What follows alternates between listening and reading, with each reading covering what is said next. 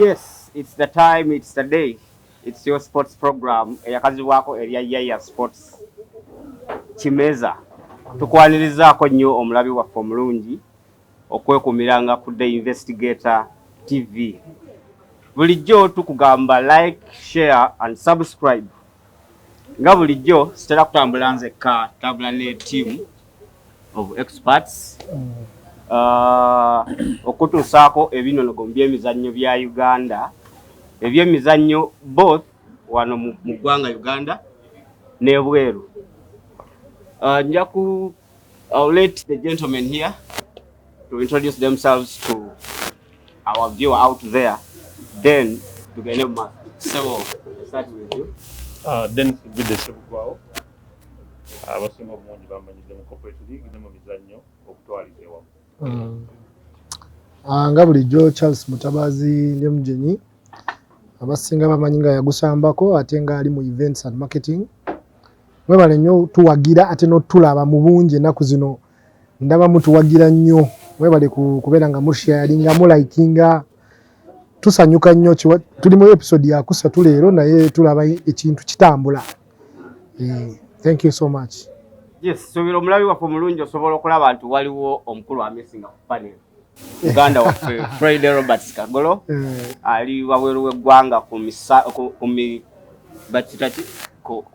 siri Muganda kumiramwa ejenjawulo naye era yali mu kunoonya butya bwe tusobola okwongerako ku kutumbula ebyemizannyo mu ggwanga n'ebintu ebirala okutwaliza awamu. Omwanjuzi era omutesitesi nze Daniel Zinabongo tatya.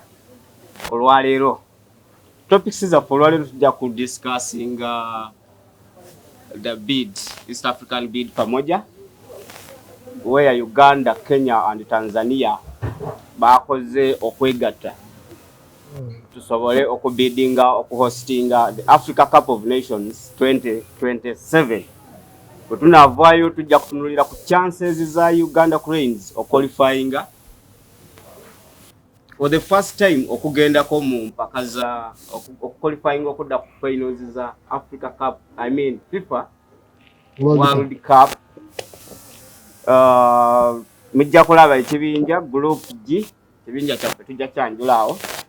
Then bwe tunavaayo tujja kwogerako tujja kubawa preview ne review eya the EPL, English Premier League. Bakola batya game week ewedde, that was game week 3. Then tukole preview ya game week 4 where we shall have one of the biggest matches so far. Ndowooza ARSENO will be hosting Manchester United. That's a big game. We shall talk about that game. Then sure tunalaba tunadifundikira. Right about now, the East African bid pamoja. Nga bwenyanjudde Uganda, Kenya, Tanzania basazeewo nti twegatte to biddinge okuhosting Africa Cup of Nations edition ya 2027.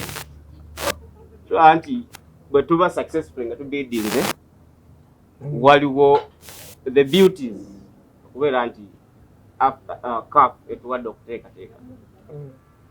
Do we have any competitive advantage over seeing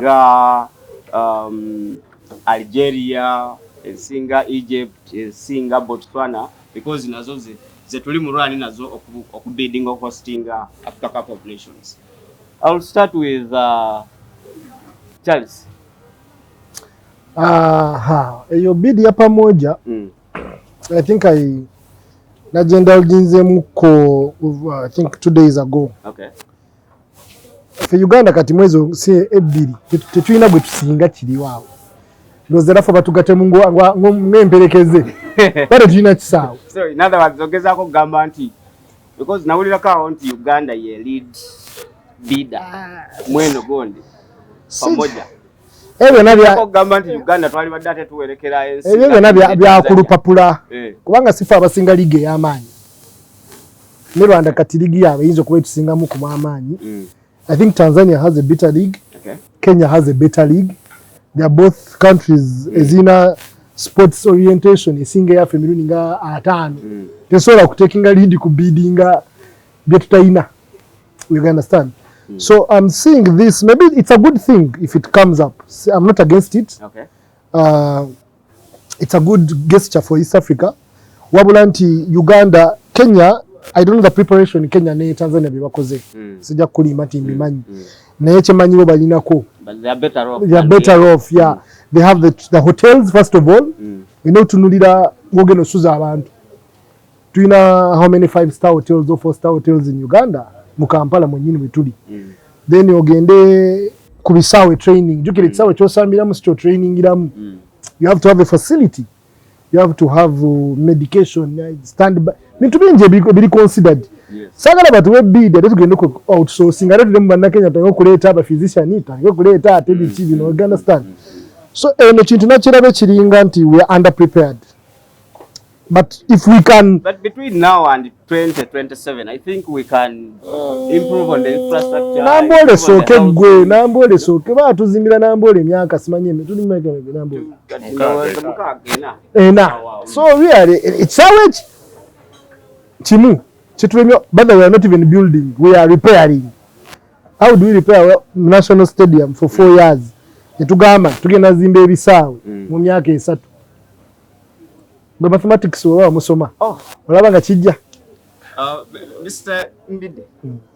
Okkirizaganya ne because kusinzira kukunnyonnyola ye kwa nnyonnyodde.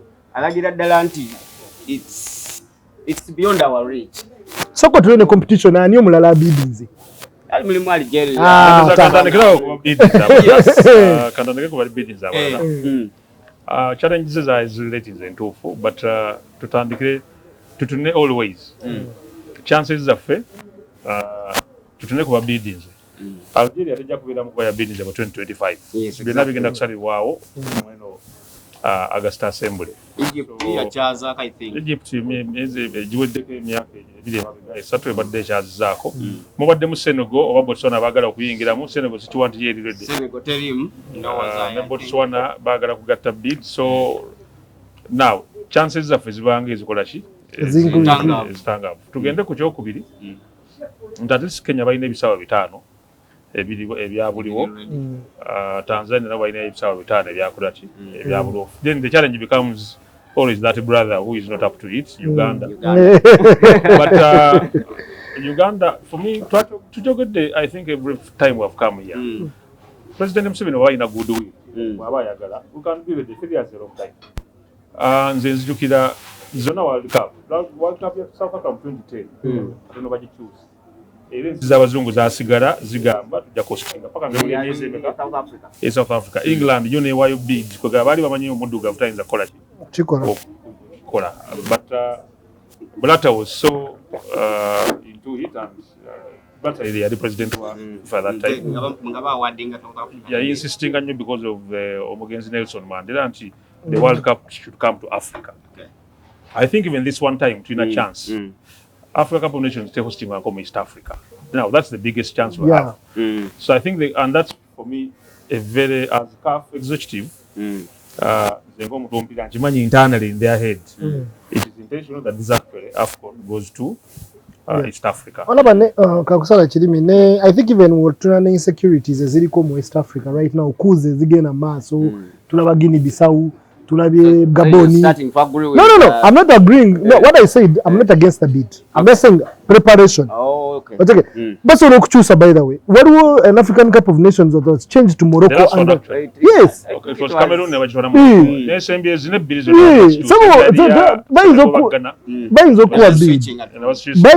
bid nebakkiriza. Ne batunulanga byokola tebirimu. This is really developed in the hosting of the bid. So I'm not against the bid. Okay. I'm against us being ashamed in Tetutusiza Kutaimu. East Africa ibade efunye that chance. Nemane bagamba tetusobodde.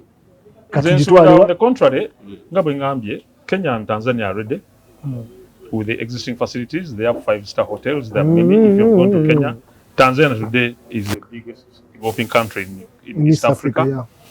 If it comes to hotels, the ocean, Dar es Salaam, hospitality is Mombasa, good. Hospitality is great in Dar es Salaam. As Ngambi, the young brother, as usual, who is the black sheep mu East Africa ki Uganda. Nkizaayo again nti kiri ku President Museveni kuba na goodwill. Goodwill bwebeera mbadde mbawa timeline. Ensonga njagala njiguse bulungi nti timeline y'ebyo emyaka 3 mingi. Now, security is important. One of the key issues, simanyo bogikonyeko jokingire. East Africa jaina kati. It's secure. So many African countries, especially in West Africa, are insecure. You can't also guarantee the borders are porous in the Arab world. So borders is another thing. The 3 East African countries, you can move easily within the countries. There is a lot of togetherness. Advantages.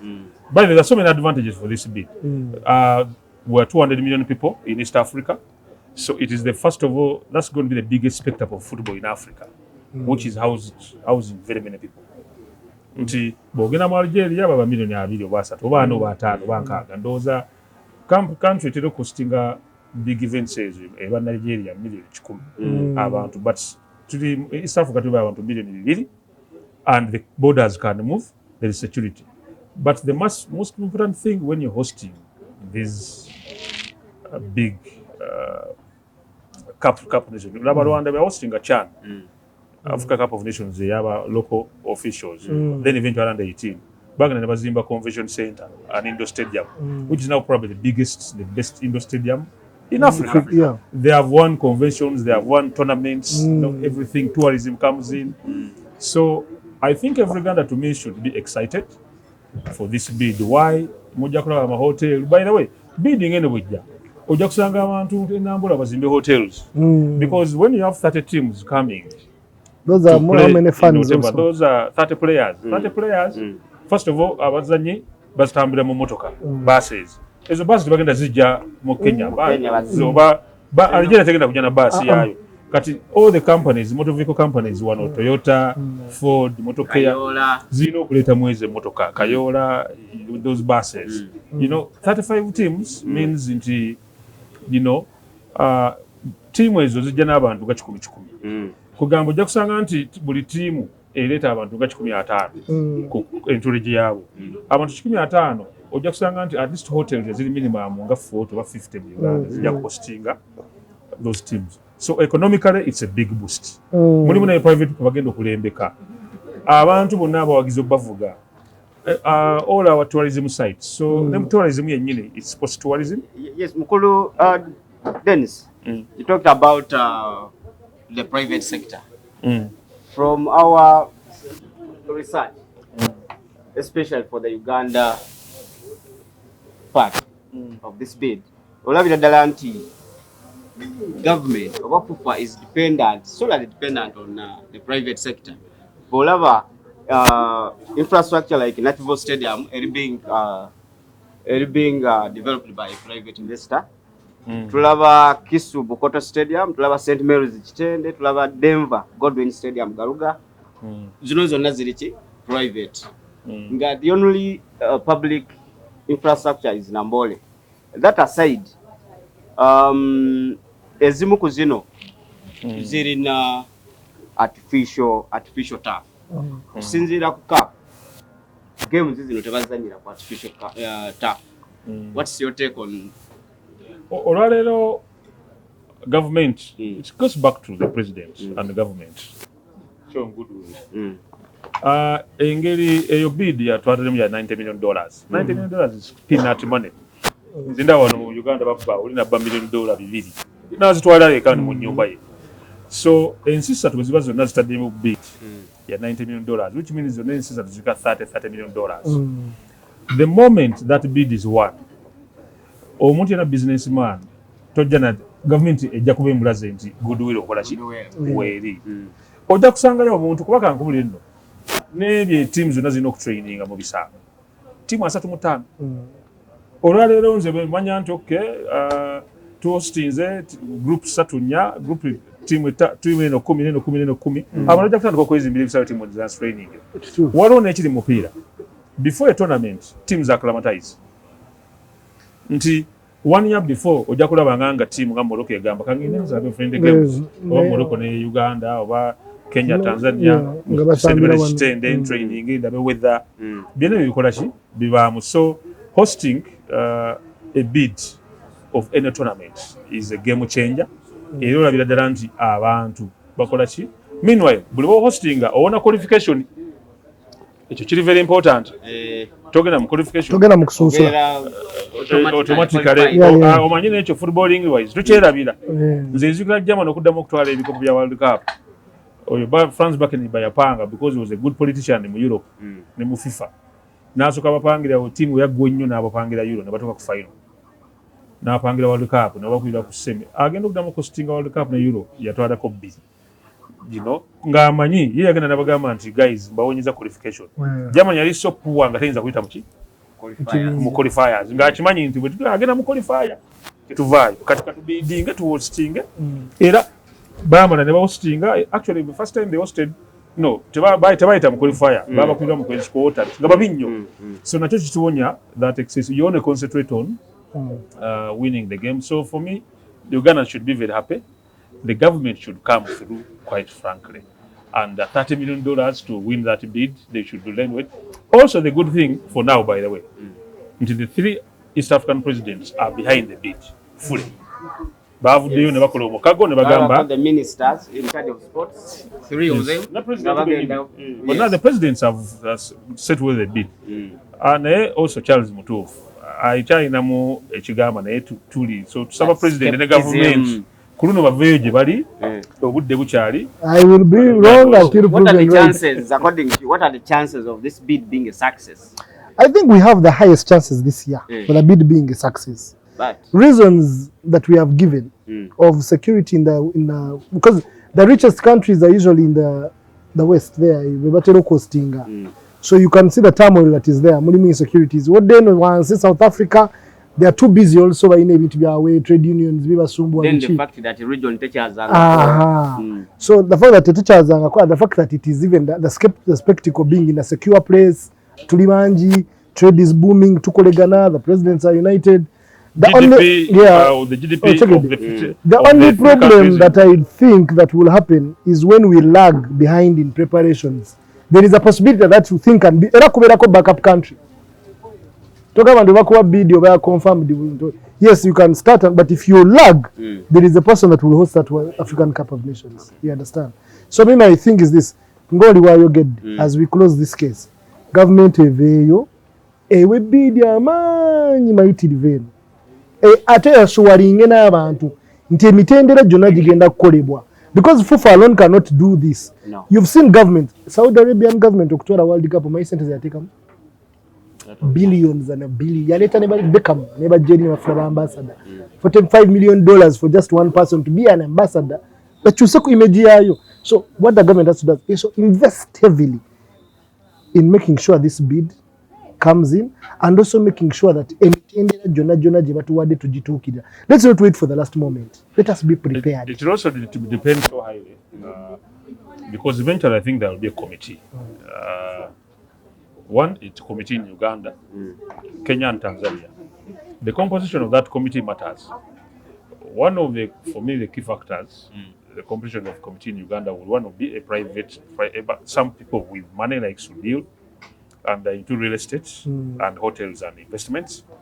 Kugamba abenga ya jack side ya private investors. Ala government kwa yaba manyinti. One, roads are needed. Zibokola wali oluguudo. Kola lero bwengenda embalala oba intongamo negamba gayi ntomanyi timu ejja kubegende Tanzania ejja kuyita wano go wali nti hotel gikole ajja government zikasongolera oluguudo. I can actually do my hotel ku sente zange okitegeera nze mpa infrastructure kanti ke mu sente zange kuba investment yange for life. Even they should ne loans zijja kubaawo, I'm sure. Let people get the loans. Let people get the loans. Government will does not necessarily mean $1 let them open up. Let them do a policy. Why? Okay. Agala Zimba hotel kijja kuwa loan in that period for 3 years. Bogena mu African Development Bank 3%. You get it. At cheaper rates. Government was saying on business. So the committee that will be composed of most of the committees we do are either very governmentish. Let me tell you what will happen, and it will be in Uganda. Bagenda kulonda committee ng'erimu abantu babiri. Ab'omupiira abafufa tebamanyi business. balatwale government tebamanyi business kati olabe nti muyinza ogenda mu bintu ate ebyekimpi sigambye ku bonna kuliko ababbi corruption. I'm not even saying that for thieves. Bagenda kola committee ng'eriko two sets of people who don't know any business. Nze kati nga bwe bamanyi bagenda kukwata government ne FIFA bakole committee. Naye committee yandibadde erina a whole range of people.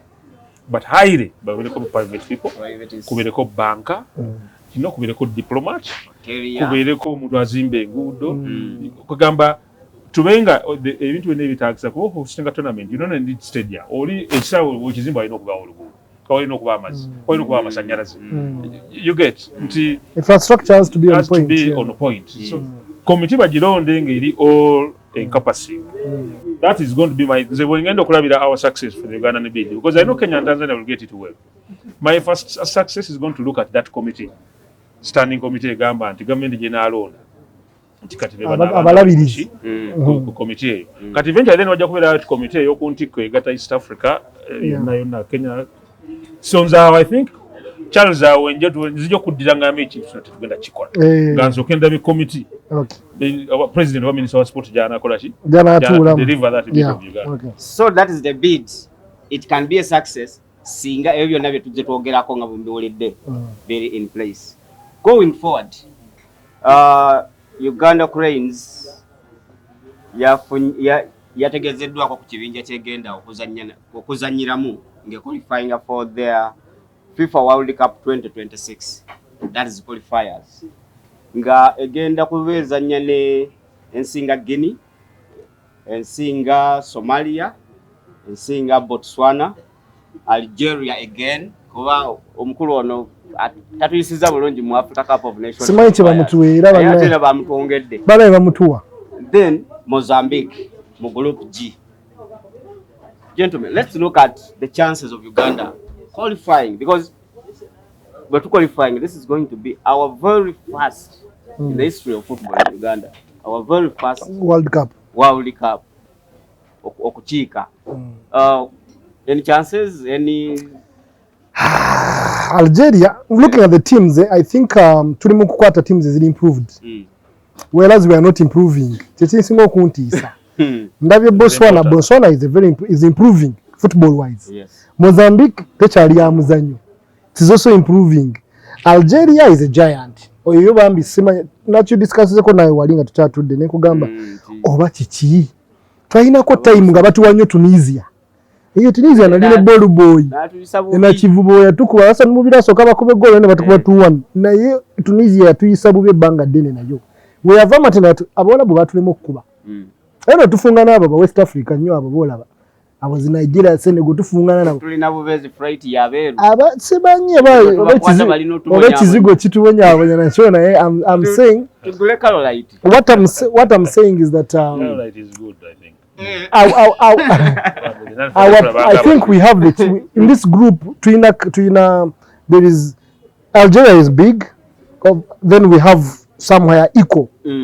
Singa you had asked me this 2 years ago and government to sobola Botswana and Mozambique na yate because of because even us our football is not going up to Damarega. So simanyi our chances is Africa kati ndabo favorite omulala abo Mozambique then tudako ne tudako Botswana, but in football preparation is everything. It's key. So if omupiira gwaffe ne bagujjamu entondo nti ono yalina okusamba kale ne barema ogutunda nnyo ne babeeranga bali ku show very serious. I think we have a very slight chance and it will be determined by our first game. Oba tukuba game esooka awo nga tujjayo llo nkubuli Uganda njimanyi ne camp nalizi baddemu demoralization yesingo tukuba nga tetunagenda mu birala. I think Charles makes a fair good point. If when I think of Vice President of FIFA in 2013-2017 in a group that got to World Cup, I would have told you quite frankly we have qualified. We are qualifying. And that were not, I would have told you we have qualified. And the trick was simple.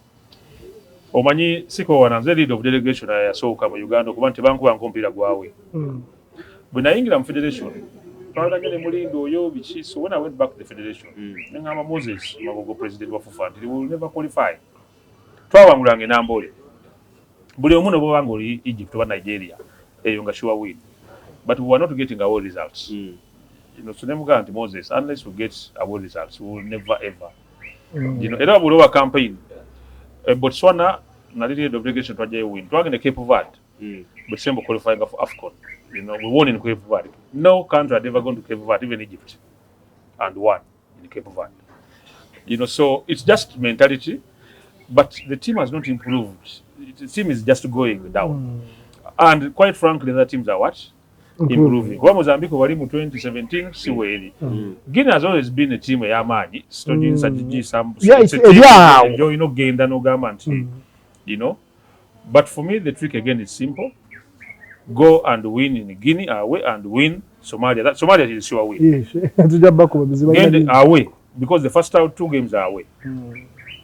The moment you get results, go and win in Somalia, at least get a draw in Guinea. But the comfortable result is win Guinea away, win Somalia away, or get 6 points. Pray that Algeria has a draw. They will not probably lose any game, but if they would draw, at least a draw. Otandika okuba nga leading a group, but andika okuba nti game yafiddako after Somalia, yafiri after Somalia is Botswana. Botswana. Yes. Ogende Botswana omukuba omupiira, ogende ku mwenda. Algeria benga akyali ku butaano oba mukaaga. Ova ku Botswana okyalira Algeria waka. Kati Algeria akusimbe obenga oberenga ku game zo 4. Mufucho obubonero 12 namwe. No topping we can go as the best qualifier. Yes, exactly. Because the results that went on the 4 best second teams they go through across the 9 qualifying groups across Africa. Bajja kubeerawo ne playoff. Yes. For me that is a window we can go through if we're serious. These 2 games Chevanza Gardens zilikuwa away. These 2 are because we tufuna wano netufunayo ka X wano e Guinea. But Guinea is not a team jogeno chalira. First of all, those West African countries ogende bakuyisa bubi. Their refs are batula side emu.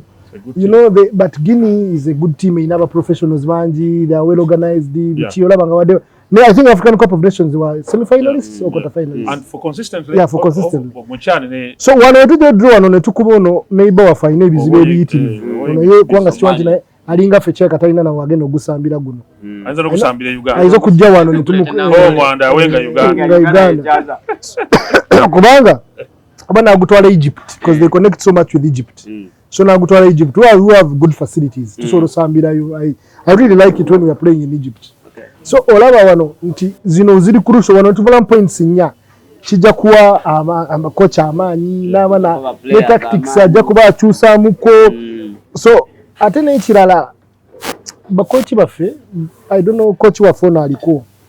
I don't know why he plays it safe. We have played it safe for many years. Let us risk ko.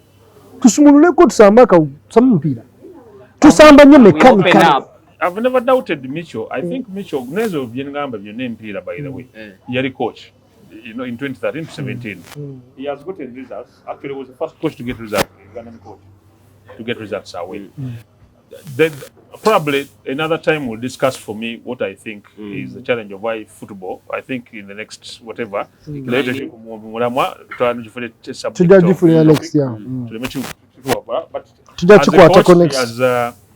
is it the problem because he has done it and done it very well. He has gone to Nigeria and won. He has gone to Ghana and won. Now there was a team where he has been here in Uganda with the clubs and won. Senegal, not drawn Senegal. Senegal was ranked number 1 in Africa. There must be something wrong. Let's not go into that today. Okay. All right. So those are Uganda's chances of qualifying for the FIFA World Cup. It's open. If there's even a window of the second best qualifiers, it's still doable. Yeah, going to Chelsea's point. The team has declined and badly and poorly. We shall discuss that in our subsequent. Looking at the current performance. Last week was general in the country. Last week twali wale tu omulabe waffe akatambula Tamugamba gundi agenda wangula ndowooza twafuna 50% of the correct results. Newcastle yanjiwa nali muwadde omupiira nagusula mu second. Chelsea twamuwa era yakuba 3-0. Bournemouth Spurs twamuwa nako Bournemouth 2-0. Arsenal twali tumuwadde nabadde ne Fulham. Brentford draw ne Crystal Palace. Everton yakubwa Wolves ewaka 1-0. Man United yakuba 3-2 Nottingham naye era gwali muzibu okujjayo twagula babatagala nnyo. Then Brighton ne West Ham gwagwa 1-3 in favor of West Ham. On Sunday twalaba Burnley ngekubwa Aston Villa 1-3. Sheffield United Man City yamukuba 2-1. Then Newcastle yakubwa Liverpool 2. Mpira ogwo gwe gwasinga okunuma. Olwokutaano naye omupiira ogwo kankubulire nakugamba as Charles was giving away that game, I told him nti ogwo mpira gwe bagireko Klopp.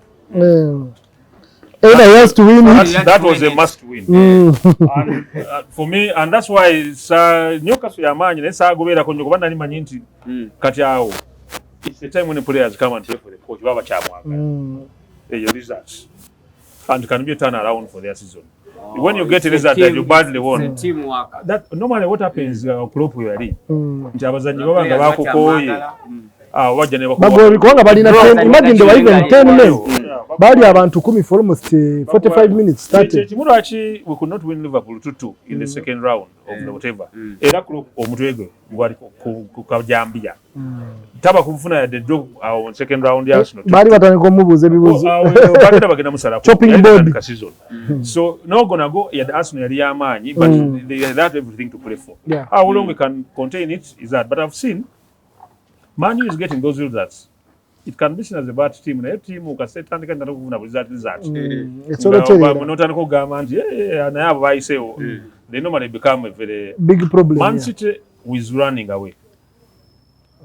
And by Arsenal drawing, that was kati Man City ayigante omanyo engeri jagoba Arsenal it was Arsenal just lost the trophy last season. Yeah, we just and I would we handed over the trophy. Yeah, to talk about Arteta's antics. Arteta has wrong antics. In the last season, we never expected to perform that highly.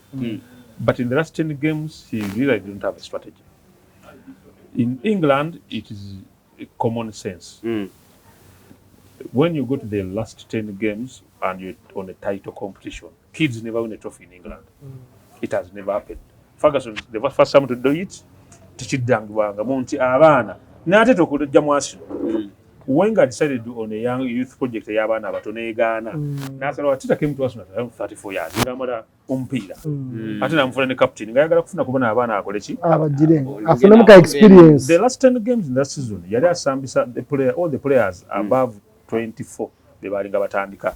He did not tell any reason why Sambisa Saka every game. Every game. They at that time every game. You know, I'm dropping and I'm Jakuchiku bench. He's still a good player. He will come and make a drop of difference. Right now, I think it's an experiment you have is. You see, when Havertz is in, the team does not play. Change. Do you know? Wafuruma, you change. So, Tawani Songarachi, you're insisting, you know how coaches are. But the bad thing with the coaches, Babida Webat, Nchibemba Wanonga Munonya result is soka, Bakola as a team. Bwamalo kumanya nti ekintu kyange kikutteyo ng'afuuka individualistic. Nga wala decision zako Arteta zakola zina ziri individualistic. Olabira ddala nti teri tacha tamusambisa mu bbiri magalezi. I don't know what is he trying to do. Yatuuka level ba coach munayo. Have you ever seen principle where a coach wins a trophy this season after this season bamugoba? Niyo litobala. Fine, njagadde nnyo discussion ya Arsenal. Naye tujitwale direct into the game on Sunday. Arsenal hosting Man United.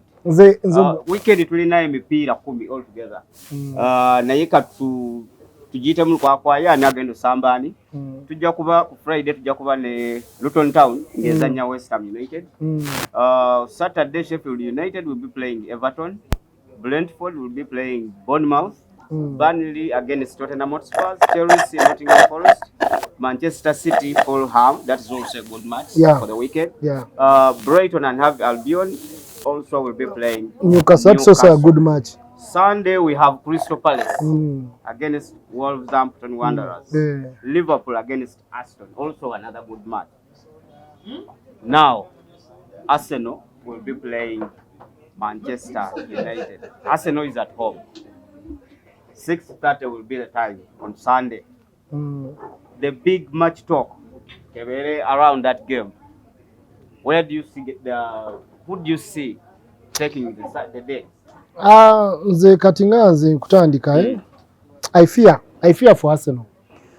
Omanyi Arteta, I don't know bamuwa power nyingi that he became egoistic. Tana, you see, wotani kukukola.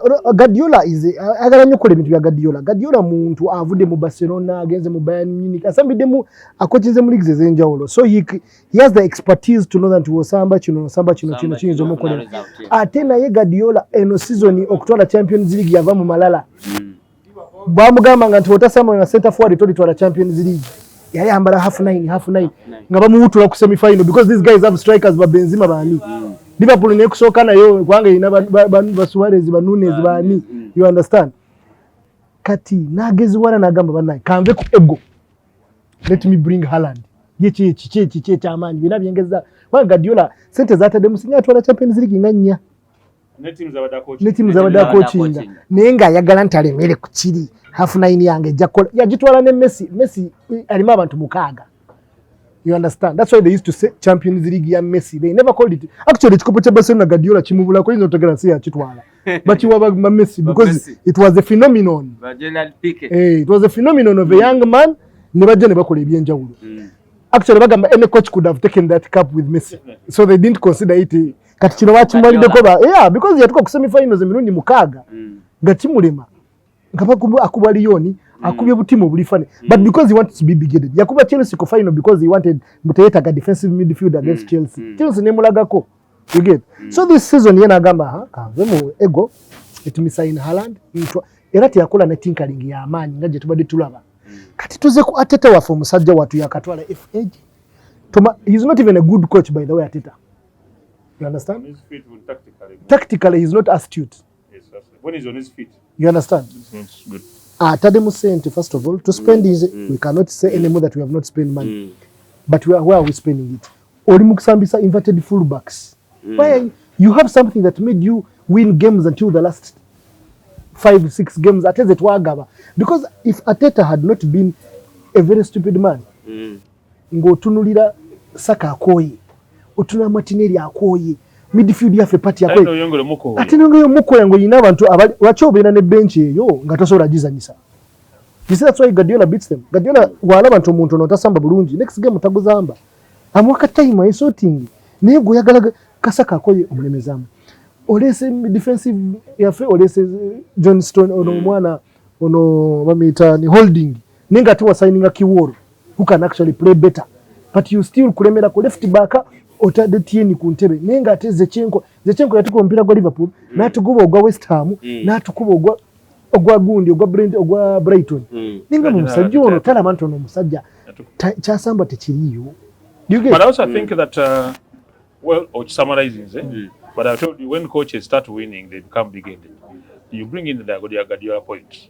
It's very good. Guardiola, remember the semi-finals of Champions League with the Yajamu, De Bruyne. He's the best player and the best player at that time in the world. Nagamant Yarot, every day. Yari Akamu was very tundy. Bam to Golo Sat Modaika Ngayakamuja. Nagenda eri kubikopa bitano nga kolo nga bagenda bamujjako. Nagenda ku game ya Dakoba yali Brentford wa Brighton. The title decider ya Premier League. Bali bamutwala. It was tunile again. Ekukupira bagwa mu 92nd minute. Ebikopo byali abivaako ku same time. Naye ko all De Bruyne akola ki? Namuleka team netandika okukwata omupiira nga kanyika De Bruyne. Yabakola pass bbiri. Yataba golo bbiri n'akola assist. 3-2. 10 minutes. So the ego has to go away. And by then over them to Guardiola wangula byebiko. Jukira ne teams not excuse at that time. No. Yasanga team ya Rijkaard ngego najitwala ko nga misa aliko fire biki.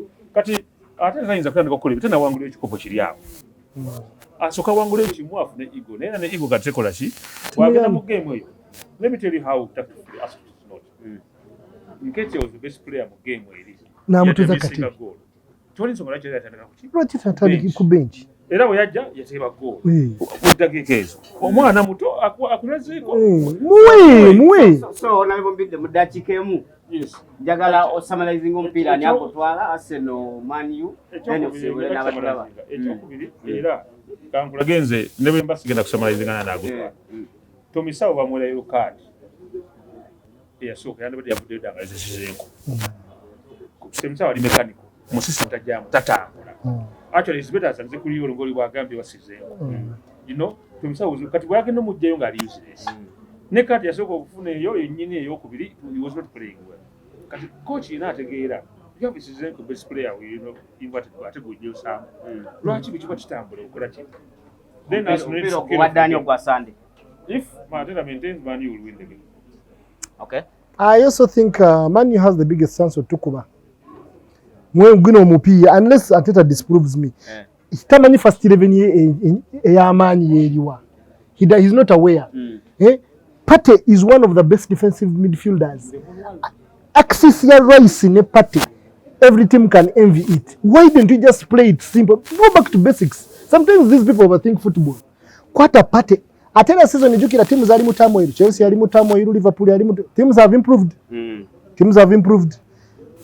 Jakwe njikankubulire nabadde njogera ndaba isimu that's right on the internet. Guy nagamba Arteta yagenda okubeera coach asoko kubeera nga ayagala okugobebwa atabera serious. So kusinzira ku panel omupiira gwandigendewa Man U. That's what I think. That has been the Yaya Sports Extra Kimeza today. Gatugamba like, share, subscribe. Investigator TV. Until then, it's been a wonderful day.